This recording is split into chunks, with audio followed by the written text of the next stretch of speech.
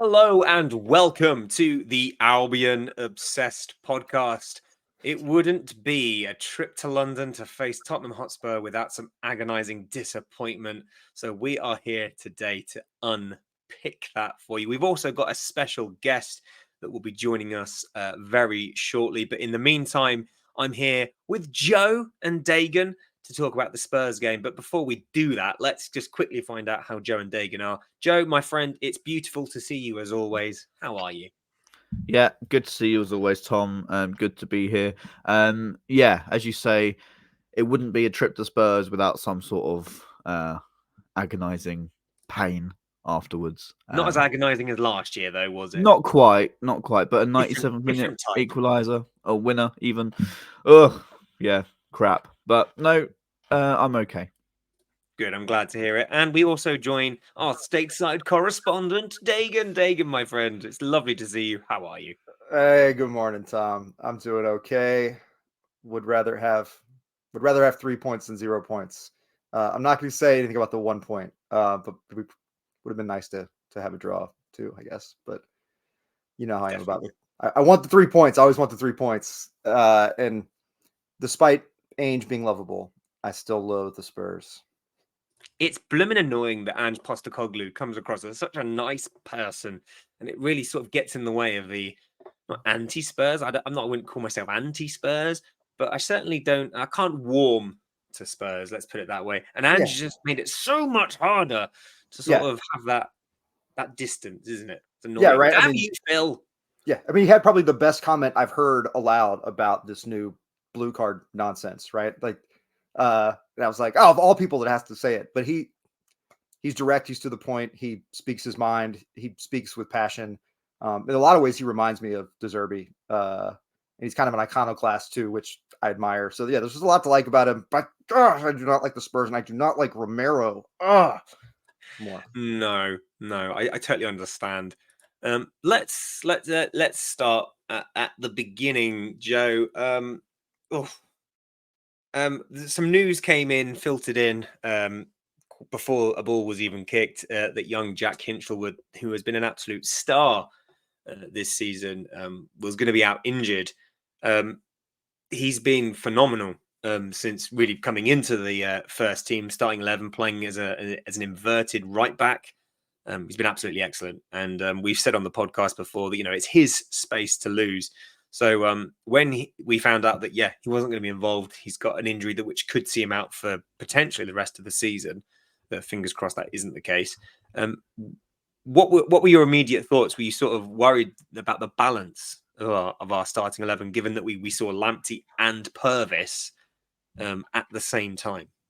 Yeah, it didn't so much bother me about who would come in for him because obviously Lamptey being fit is a really good thing for us. And as I said in the group chat yesterday, Lamptey, when fit and firing, is one of our best players. He can get us up the pitch. He can give us a new dynamic. And I wasn't... Had it have been just a normal change of Hinch is sitting out for a bit, Lamptey's coming in, I probably wouldn't have been too bothered by it. But the fact that Hinchell was injured really, sticks a dagger into the heart because, as you say, local lad has scored 3 Premier League goals for us already, has put in some incredible performances in the Europa League for us, notably Athens away. Going to somewhere like that and being the big guy to step up and really put in a 10 out of 10 performance is some doing.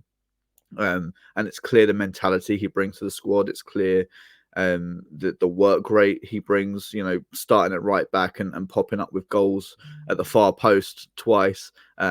He's got a wand of a right foot on him as well. Can get some really good crosses in, makes really intelligent runs, and knows where he's meant to be defensively as well.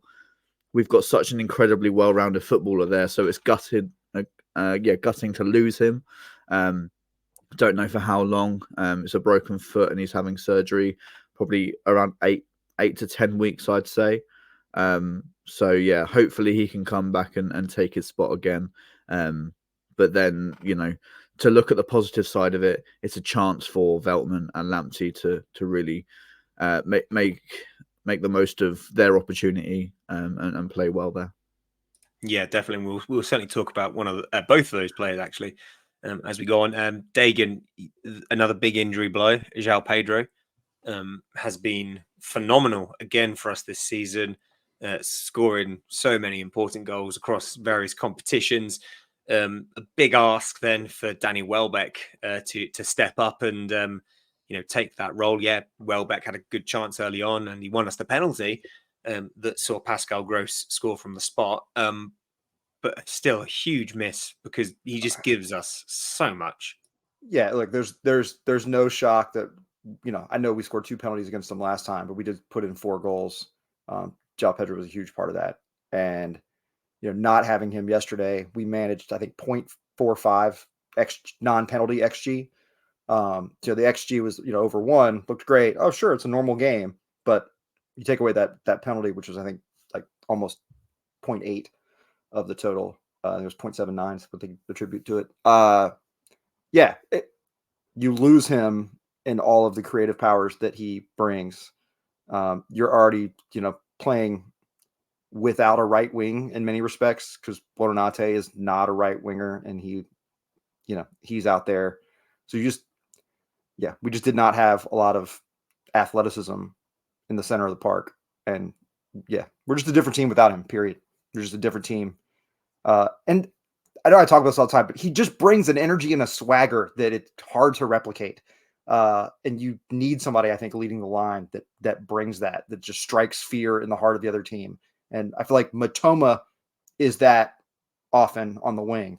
But I think he's not going to do it alone right now. And I mean, I will say yesterday, I thought we didn't feed him enough, but maybe we'll talk about that later. I thought he should have had more opportunities with Porro limping around out there. But no, worried to say the least, seeing João Pedro's name not on the team sheet. For me, he's our player of the season at this point. I know there are other close runners that we'll talk about today, but he's been sensational. And it's the reason I got his name on my shirt. Came in the mail this week. Got my new shirt. Was ready to see João Pedro, wear my João Pedro shirt, sing the song. No João Pedro. That's kind of encapsulates the season, right? Yeah, it does. I think just the injuries has just been so bad. I've never known a season quite like it. You mentioned there about Matoma coming back from the Asian Cup. That was a huge plus. One of the things that caught a lot of people's attention, it seems something we say almost every week now, changing goal. Jason Steele back in for Bart Verbrugge. I don't think Verbrugge did anything that warranted getting dropped after the Palace game. So it was a bit of a head scratcher for me. Obviously, Steele perhaps sort of justified his position in the starting 11, Joe. Because I think for large parts of that second half of the first half, he certainly kept us in the game. Yeah, it's somewhat annoying when you want to make a decision as to who you want your number 1 to be, and then Bart puts in a fantastic performance against Palace. Yes, maybe he could have done better for their goal, but it was a great header, and I will repeat that. It was a really good header. And then Jason Steele drops a stinker at Luton, and then sort of makes up for it with as you say, Tom, some really good saves and a really solid performance. Especially with how we started the game and how we wanted to sort of build from the back and be that force in the game and not let Spurs stop us from playing our game. It's easy for a goalkeeper low on confidence to just hoof it and to be done with it, but he didn't seem to have the worried head that I maybe thought he would have after a really shocking display at Luton. That being said, obviously the mentality of the goalkeepers has been really good, and they're waiting for their chance to show why they should be starting the next game. But then where does that stop? How much do they have to prove to De Zerbi if they know that it's okay? I'll be back in a couple of games' time. So for me, that there has to be a change now where they are really showing what a number 1 in a De Zerbi side has to bring. And I think De Zerbi has to make a decision as to who's his number 1. because we've conceded a lot of goals this season. Yes, down to us losing Moises Caicedo and Alexis McAllister, but a lot of that has to be on the fact that we keep changing our goalkeepers week in, week out. So something's got to give now, I think. I'll just add to your last point about the number one. I feel like he must feel compelled to play Bart because of the investment, because he's the future. The fact that Steele's playing, I think, tells me that De Zerbi leans more towards Steele for whatever reason. Like, that's the only, I feel like, real insight I could generate in my own mind about what he must think. Because if he was leaning in any way towards Bart, I think the club would be really supportive of Bart having the chance. I can't imagine there are internal forces in the club that are like, no, you need to play the aging goalkeeper that's, maybe at his best right now, but isn't going to probably get a whole lot better versus this guy who we know is going to get better. His value is going to go up. Right? I mean, if we sold Steele tomorrow or sold him a year from now, like his value is only going to go down. Verbruggen's is going to go up, and good performances are going to raise that value if we do move him along, or if we keep him and he's leading us to great places. Yeah, the one other comment I would make is at this point, like I don't even say it's dropping. It's just another rotation. Like it doesn't. And I don't think either one of them feels dropped at this point. How could you, right? Because there's never been a sense of it's my job. Which I think is hard. And I think it's hard on the defense. I will say, I don't think yesterday was one of the first games that I felt like there were no ill effects that you could point to that were related to communication. In my book, except Is maybe that last. Sorry, Dagan, is that communication from the goalkeeper or generally? Communication, like in the goalkeeping area. Yeah. Guys not being marked. Like we've conceded so many goals with just a completely unmarked player in the box. And, you would think the goalkeeper is calling those things out, even on set pieces where there's a guy at the far post who's just cleanly unmarked.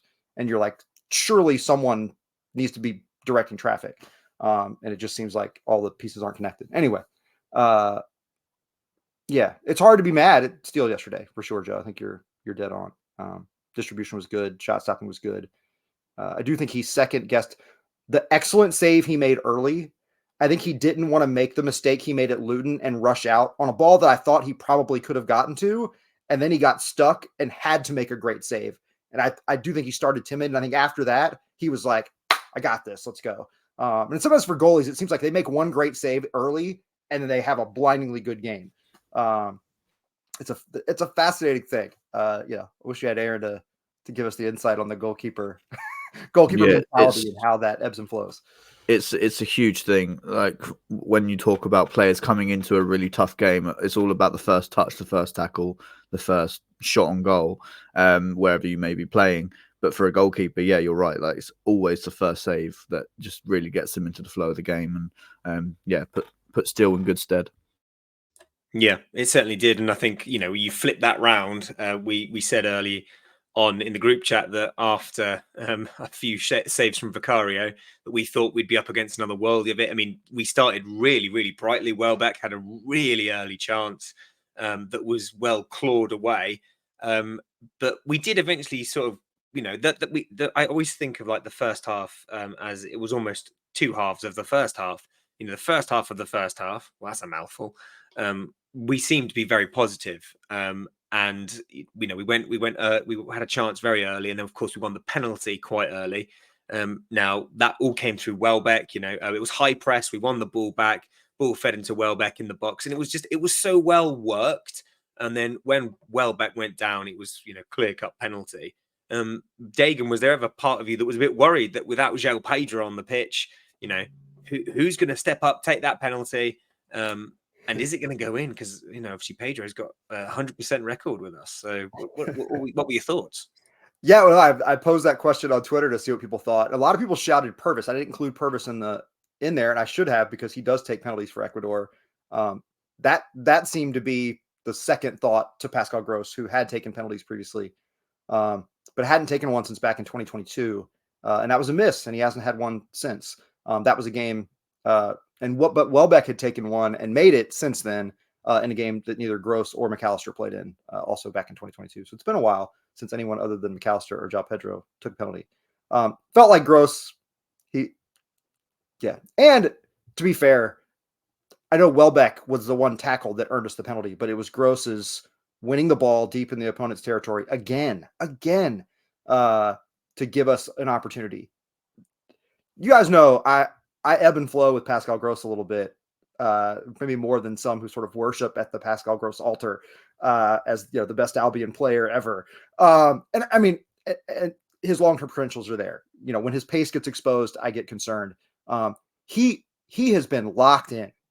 And I know that's not a question related to the penalty, but he's been, the assist numbers, but defensively yesterday, to your point you raised about getting both Lamptey and Estupiñán further up the pitch. Gross was often the one dropping deeper, and often, especially on Lamptey's side, making blocks. He had several blocks yesterday where he just anticipated the space, read the cross, got in front, and not only blocked it, but cleared it out, dribbled it out, and then played it forward to Lamptey.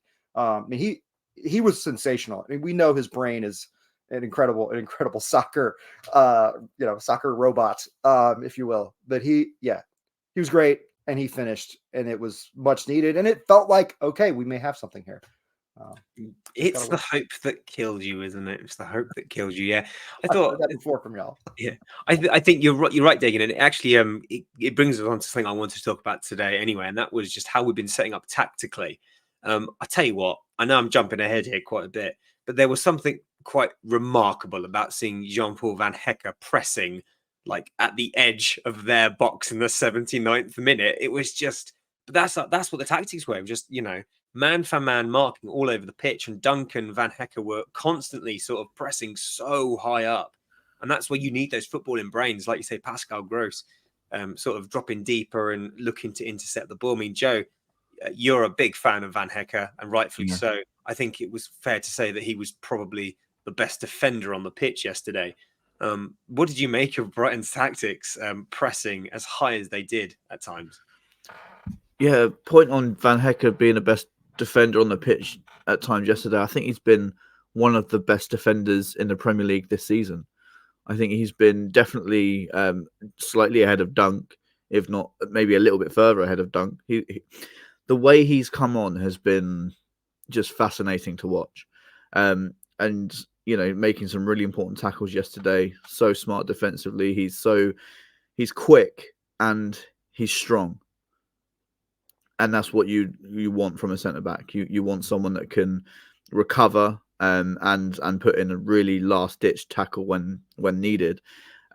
Just talking about his his role going forwards in the 79th minute and the way that we wanted to get on the front foot and win that game. I loved what Andrea Maldera said afterwards. This is us. This is how we play football. That is our identity. Yes, we know we might lose because we play that way. However, we want to go out there and be the ones to win the game. I want this to be the Andrea Maldera appreciation section, because the fact that he's led the team all week, no De Zerbi, and got us to play some really good football. It's just been such a credit to him and the rest of the team for De Zerbi, because it's clear that identity flows throughout the whole football club.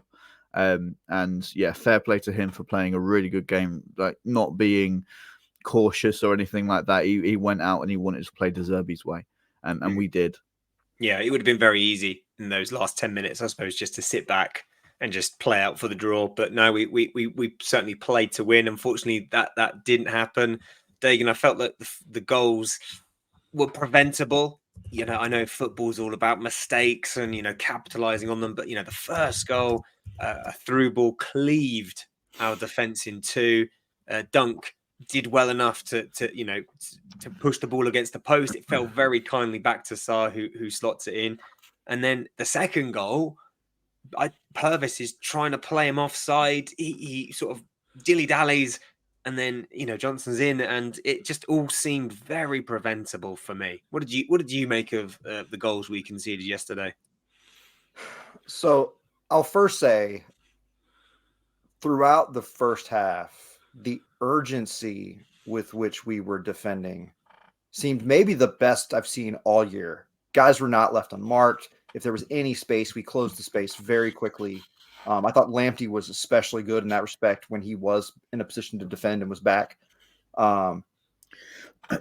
We gave the ball away cheaply a number of times. Purvis involved in a good number of those. And guys just rushed to get themselves in a good spot and make it hard for them to score. Even with a few things going wrong leading to that first opportunity for Sarr, Dunk did well and got himself there to make that block. Just incredibly unlucky for it not to scoot by the post, one, and then even far more incredibly unlucky. Kind for Sarr, as you said, but very unkind to us that it landed right in his lap with Steele already on the ground, anticipating the shot as well. It was an open net. That's just really, really unfortunate luck at the end of what would have been one of many sort of saving blocks, because we had a number. Or blocks of, would be opportunities that were crosses. I think it's hard to be critical of how we defended yesterday up until the 96th minute. That was a mistake. We got too many guys too far forward. Estupiñán, as you said, tried to create an offside. You saw him literally pull his chest back when the pass was made, but he slowed himself down and then got run past. And it was the perfect conclusion to a nightmarish game for him that ended in the ultimate nightmare of, conceding a pretty easy finish that really was almost singularly him getting beat. He's a great player. He had, I think, his worst game in the shirt and one of the poorest games I've seen from an Albion player in the 2 years I've been watching. And it was a shocking performance. Yeah. So, but I will say Van Hecke was sensational. The man marking was sensational. And I think tactically, it was the right thing, right? The Spurs beat you by getting ahead of steam, sending 3 or 4 guys at you and moving the ball around and getting a good chance and finishing. And they finish clinically when they do. And we just did not give them a ton of chances. And then Steele came up with a couple when they had some decent ones. So I thought, all around defensively, there was a lot to feel good about. If we defend that way every game, we're going to win a lot more points over the rest of the schedule than we have thus far. Because the Spurs are a team that can really put goals in the net. And we made it not super easy for them to do that yesterday. Not to mention, Welbeck's shot, Ansu Fati's shot that dribbled left. I mean, the margins were so slim. A lot of people said we got really outplayed yesterday. By our standards, yes, it was a really pretty even game in terms of a lot of the metrics. They did have like the relative dominance in looking at the comparison, but it wasn't extreme. And saying we didn't deserve points from yesterday to me is really harsh. Certainly a point, and I think it would have been very easy for us to have left with 2 goals, 3 points. Yeah, we certainly could have done. And now it's a chance for us to invite our special guest on. So welcome to you, Stephen. Stephen, thank you ever so much for joining us again on the Albion Obsessed podcast. For listeners and viewers, if you're not sure who Stephen is a winner of MasterChef. Stephen, I think you're the youngest ever winner. Is that correct? I was at the time, but there's been a lot of young winners since. It was 10 years ago, so it feels like a lifetime away. Well, it is absolutely fantastic to have you on again, Stephen. Now, Stephen, just before we get into talking about the wonderful things that are going on with you and the Tunnel Club, you were at the game yesterday. Just love to get your thoughts on how the Albion played and sort of how sickening that last-minute winner for Spurs was. Yeah, I thought Brighton actually played really well. I think Tottenham were heavy favourites. Tottenham had been playing quite well at home of late. And I kind of expected Tottenham to be playing a little bit better. And I felt that a lot of the game was congested in the middle of the park. And to be honest, I was quite surprised to see the amount of shots that Tottenham had when I looked at the stats after the game, because I felt it was a lot more even than that kind of showed. I think a draw was a fair result, but towards like a draw would have been a fair result. Sorry, obviously we lost, but the last 10 minutes was very like both teams going for it, which was exciting to see, and it could have gone either way, and unfortunately it didn't go our way.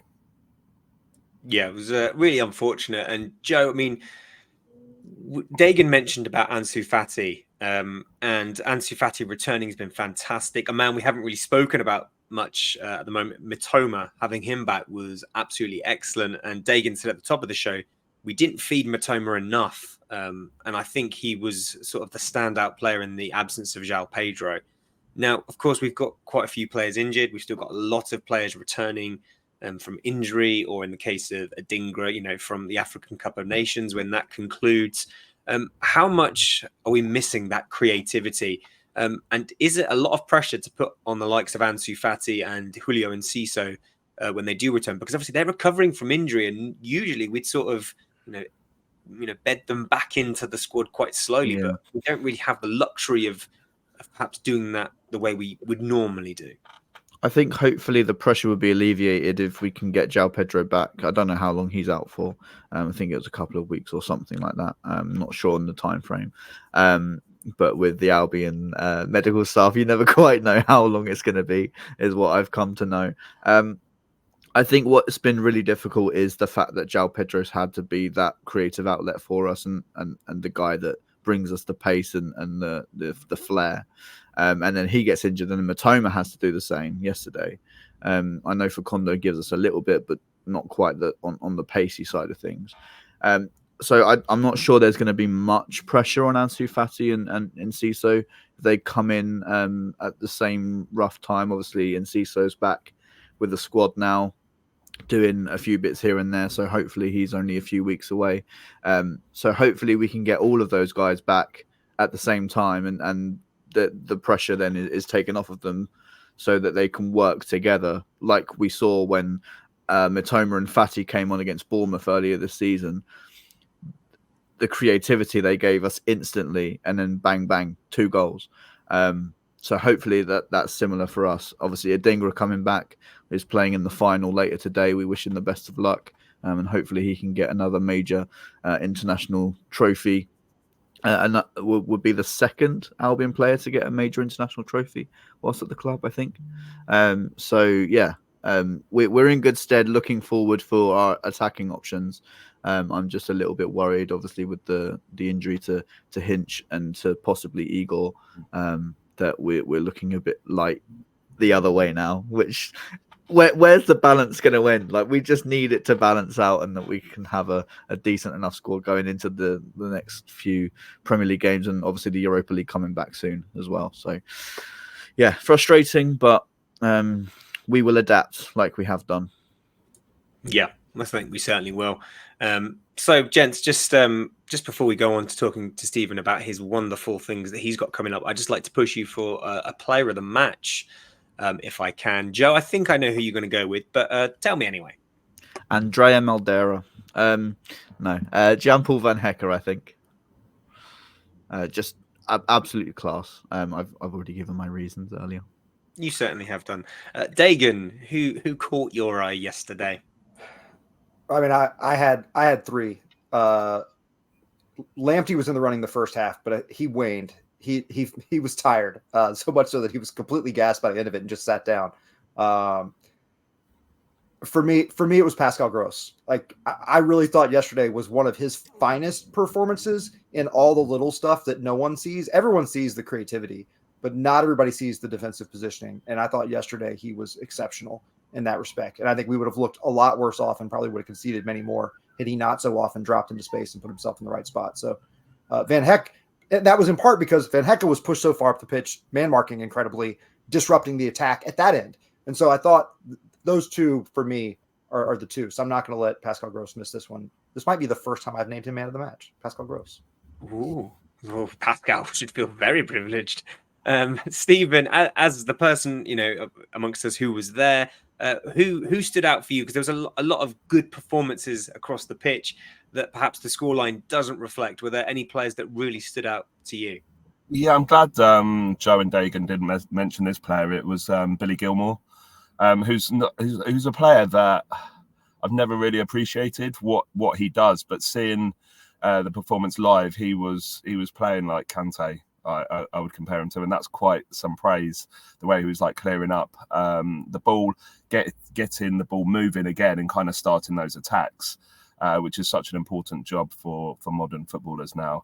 And he's almost a little bit underappreciated maybe at the club. No, I fully agree.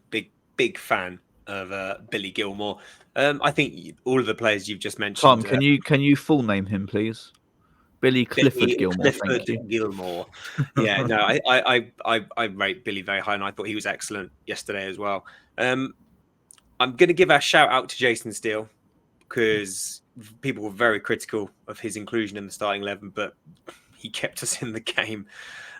So I'm going to give out a massive shout out to Jason Steele. So you know what? I'm going to give it to Steely. You know, just because I want to be, I want to be different because I was going to give it to Billy Gilmore, but Stephen stole my man of the match. But no, I want to give out the shout out to Jason Steele because, as I say, not that he would read social media, but obviously with so many people, when Steele was named in the 11, moaning and criticizing, and perhaps fairly so, I thought, it would have been very easy for him after Luton to sort of drop a clanger early on, but no, he kept us in the game. He kept us in the game. Do you still feel like Steele has that reputation of Sunderland Till I Die documentary on his back? Yeah, definitely. Which I think is quite unfair given how he's held himself. Yeah, I mean, you talk to fans of other football clubs, and the amount of them that play in like League One level that say they wouldn't have Steele in their team. I think that it is going to be very hard for him to shake that from people that don't watch him week in, week out, and even people that do. And I think I don't think goalkeeping is our strongest position, if I'm honest. I think Steele is excellent with the ball at his feet. His distribution is usually very excellent, and he's a reasonably good shot stopper. But I think he's got the worst percentage of goals against, like in terms of like his shot saving percentage in the league. So maybe he has got that cloud above him, but I think what he brings in terms of distribution is exactly what De Zerbi wants. I would like to see more of Bart, and by the end of the season, I would expect, or certainly would have expected at the start of the season, for Bart to be the number one. But obviously, I don't pick the starting 11, and it's just going to be really interesting to see how the next couple of months sort of progress. But I moaned when Steele, I questioned Steele's inclusion in the 11 after Palace, shall we say? So he's done enough, yesterday to earn us a point, and it's just unfortunate that wasn't the case with the lucky first goal, and then Purvis trying to play a player offside that that didn't work. Absolutely gutting for the team and for Steely there, because I'm sure they would have all left the pitch thinking that a point was the least they deserved, but it was not to be.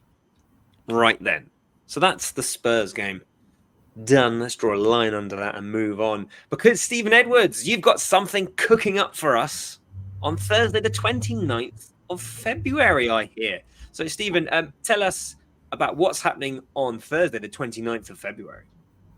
So I'm working, or I have been working, with the Brighton and Hove Foundation, which I'm sure you're all aware of the fantastic work that they do. And part of me being the creative force behind the Tunnel Club, we wanted to try and do more events, try and show people what we actually do at the Tunnel Club on those non-match days, but also work with the foundation and raise money. So we've got a charity dinner. It's called What a Difference a Day Makes. Basically celebrating that extra day we've got this year and kind of using that to reflect on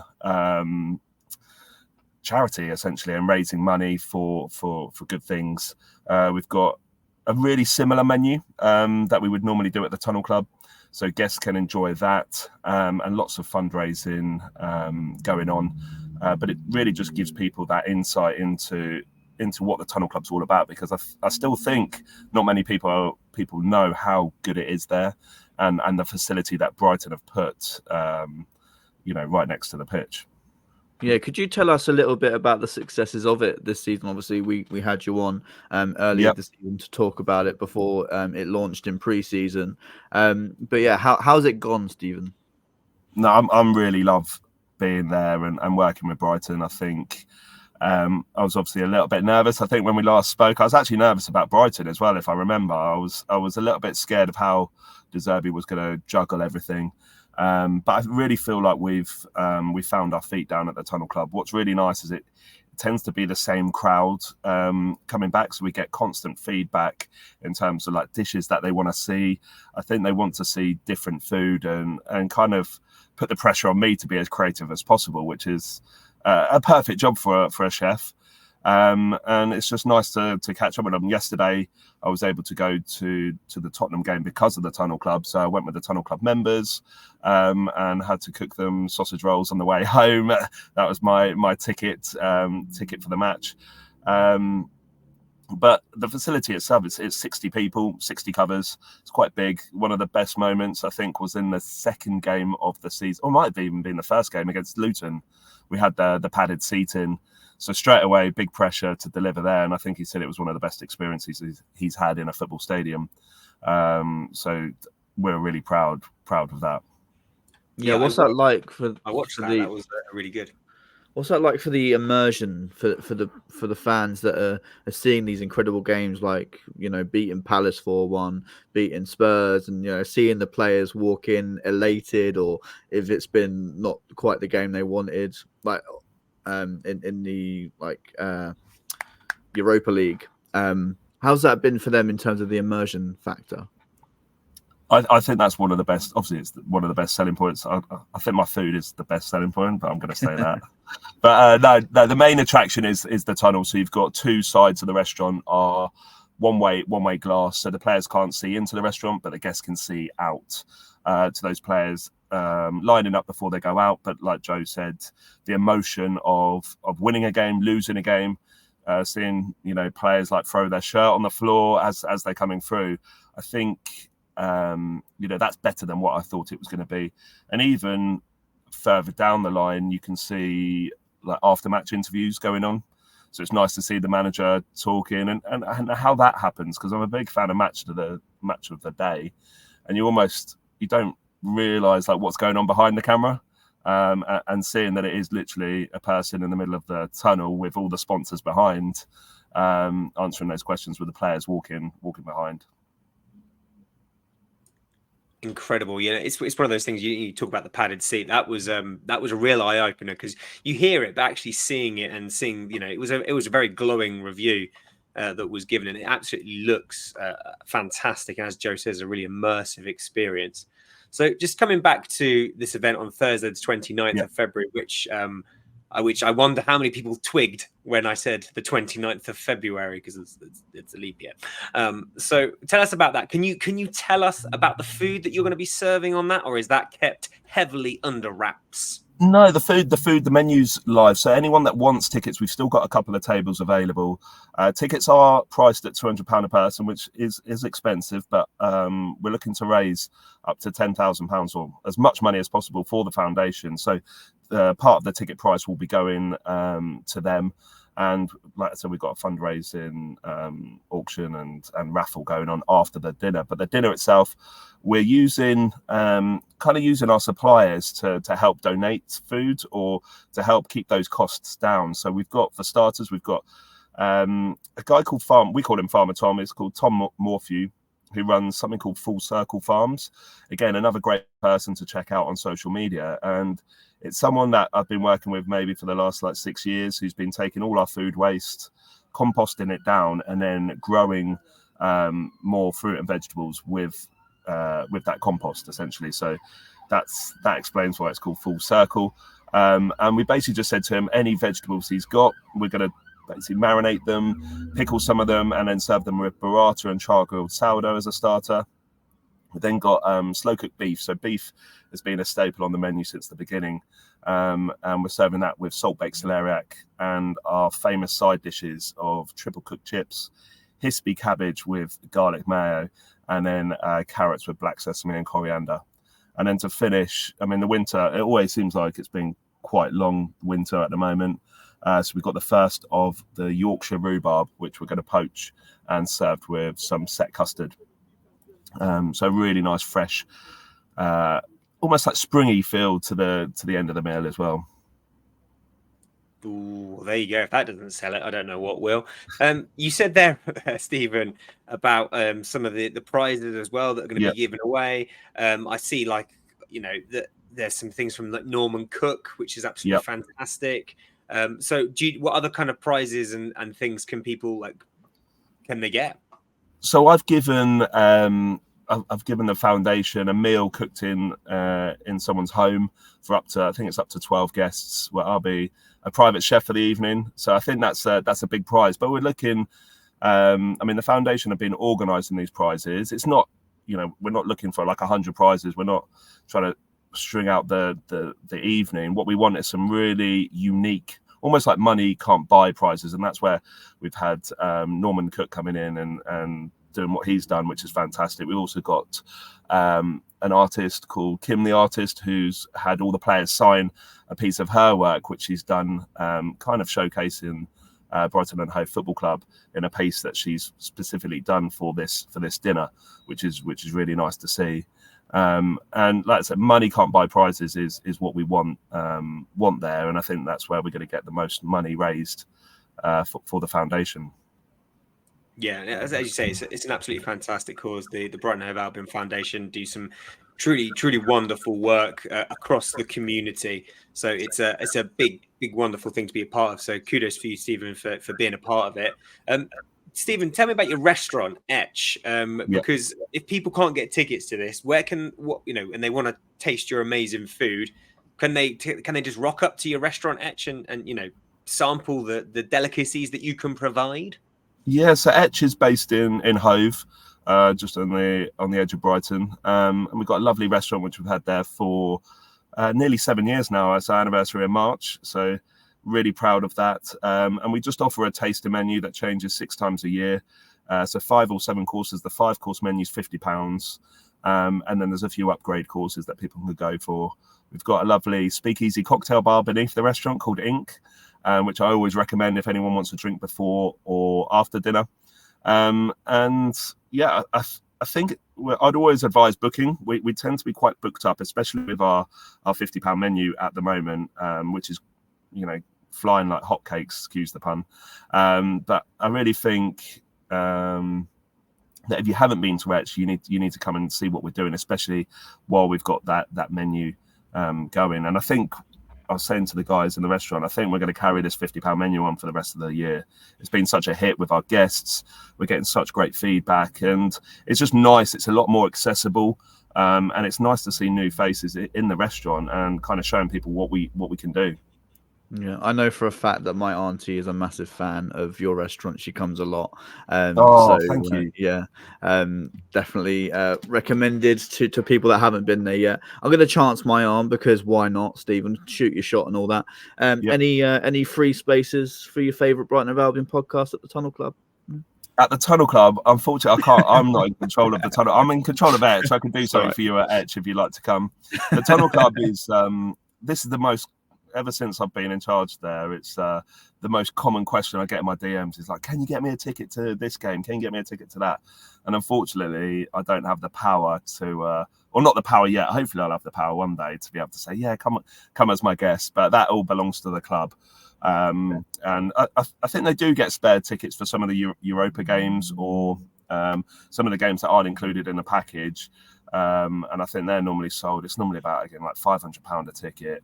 For those, but it's all food included, all drinks included, heated leather seats, charging points, concierge, and you can be there for I think 5 or 6 hours in total, so you kind of beat the traffic both sides.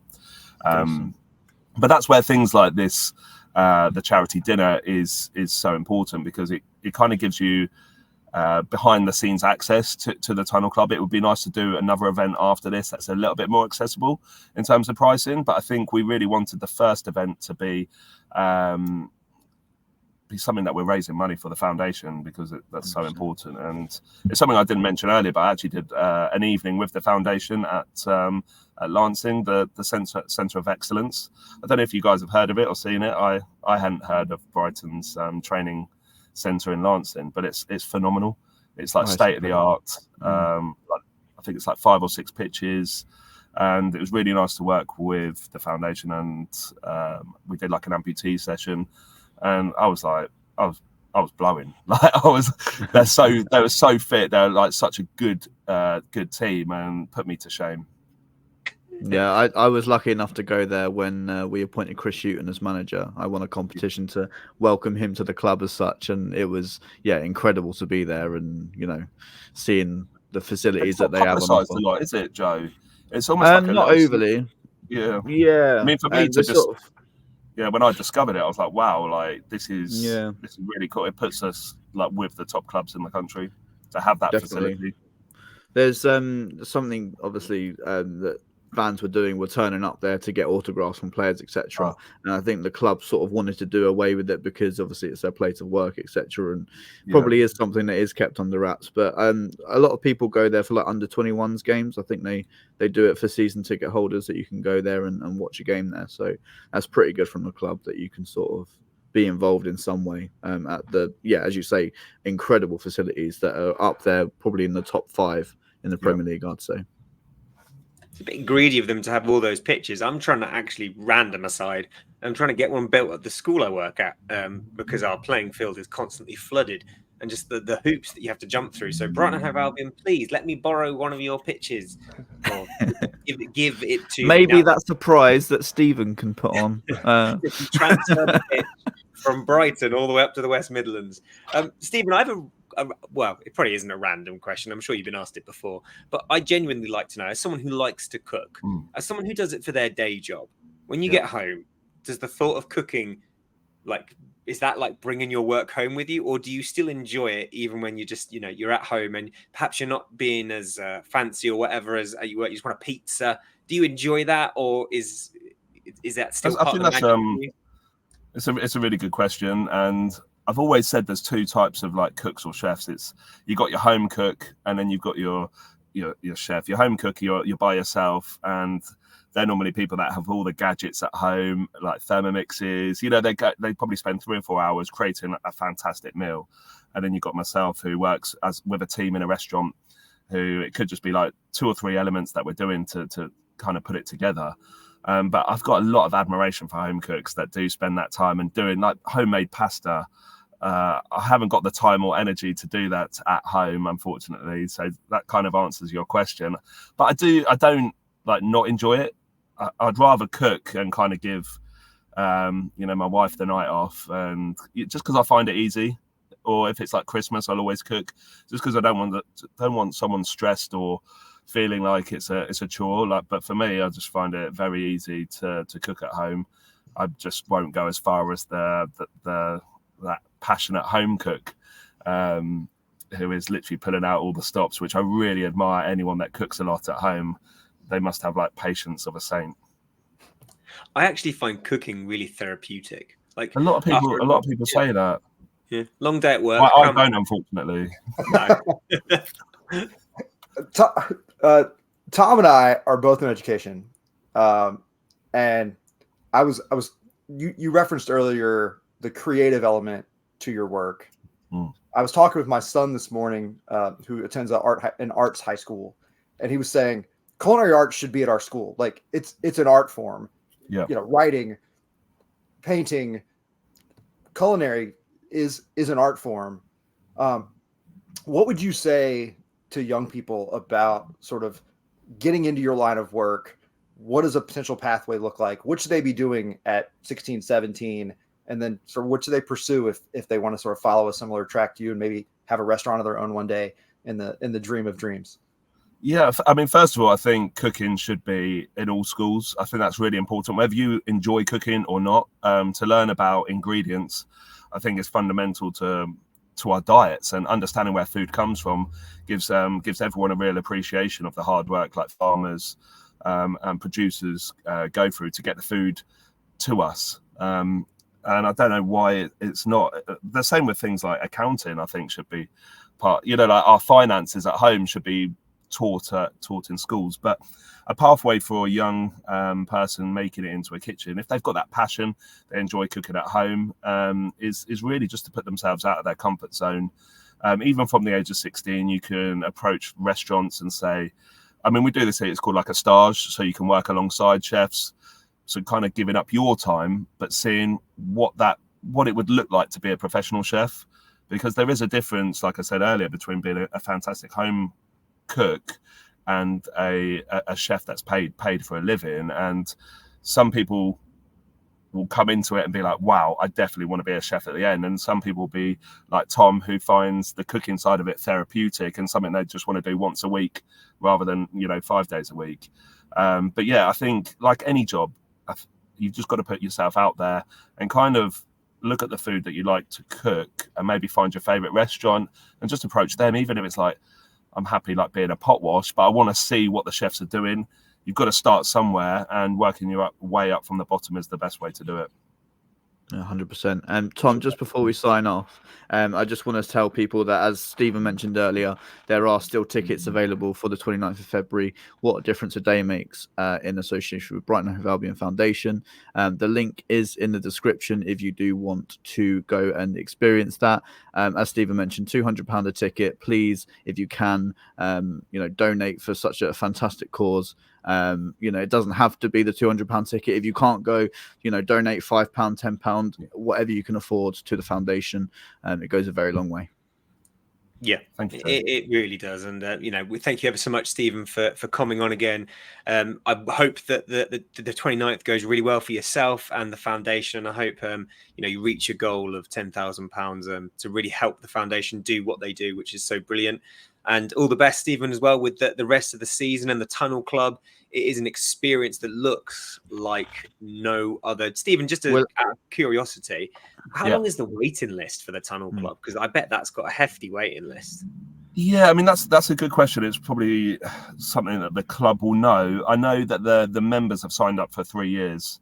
So they've signed, up until the end of the 2026 season, I think it is.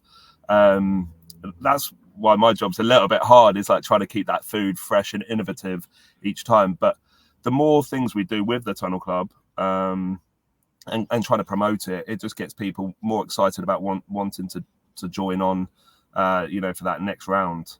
Because I'm sure the members, I mean, it would be great to have them for forever, but I'm sure as a lot of these things with memberships in the club, people often like chop and change and go around to different experiences that the club offers. So definitely contact Brighton and Hove and get on that waiting list and be the first to find out when Tunnel Club tickets are available. Yeah, I just wanted to say again, just to echo what Tom said, thank you so much for coming on for a second time. We'll have to get you on at the end of the season as well to find out how the Tunnel Club's gone for the whole season. And we'll send you a hat-trick match ball as well for the third time. It'd be great to see because the last time I was on, we were like talking about our predictions for the season. It would almost be like good to like touch base on that, because I think Brighton are doing much better than I thought. Because I do think juggling the Premier League in Europe has always caught a lot of teams out, and to be where we are in Europe is fantastic. And we're doing relatively well in the Premier League as well. Yeah, 100%. Yeah, we'll get you back on. I'll pop you an email sort of towards the end of the season for sure, and we'll have a good chat about the football and the Tunnel Club. And just now we've played about half the season, Stephen. Where do you predict we'll finish in the table? And we can revisit this in the summer then. Where do you think we'll finish in the Premier League table, and how far do you think we'll go in Europe? Yeah, because how does it work with European places this year? Because I think the Champions League format's switched a little bit, hasn't it? And is it the top 8? Dependent on the cup winners. On the cups as well, yeah. Then it'll, I think, filter down. If people who are already in European competition or already qualified win the cups, I think it filters down to eighth spot. Yeah. Okay.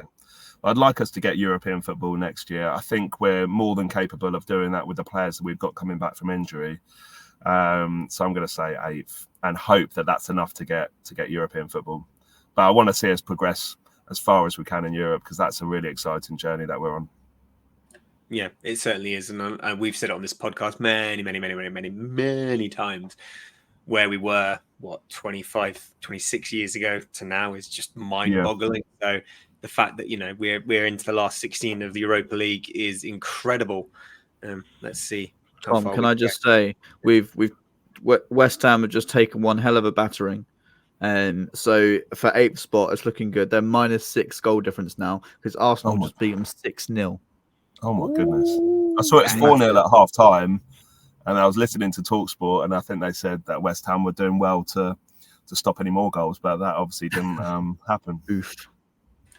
Yeah, I think that battle for 8th is going to be, heating up, and fingers crossed we can do it, and fingers crossed we can go as far as we can in Europe. But we've still got a lot of football to play. Injuries be damned.